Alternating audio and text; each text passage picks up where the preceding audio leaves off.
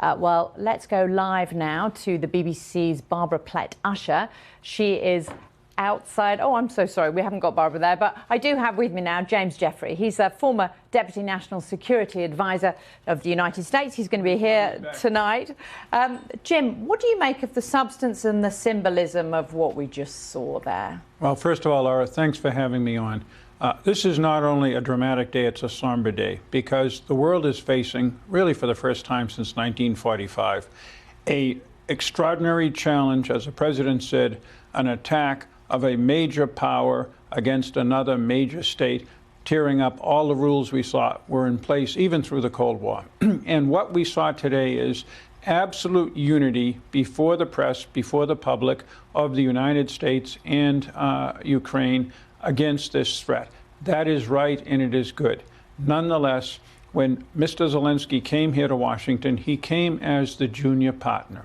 The war against the Russian aggression in Ukraine is being driven by the United States and specifically President Biden. President Zelenskyy knows this.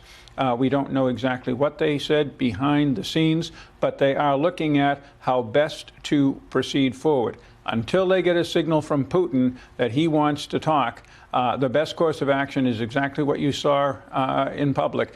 Push forward, continue arming Ukraine, ensure it wins. And of course, tonight, President Zelenskyy is going to address a joint meeting of Congress. But President Biden has announced another $1.85 billion in assistance to Ukraine today, including these Patriot missile systems. How significant is that?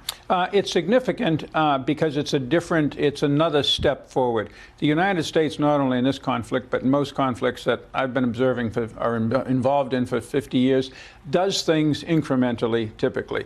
There are arguments for and against it. In a very, very delicate, dangerous conflict like this, it's probably a good idea. But this is, without question, a step forward, because this will give the Ukrainians a very much enhanced ability, particularly to shoot down fast-moving missile systems, which are devastating their infrastructure.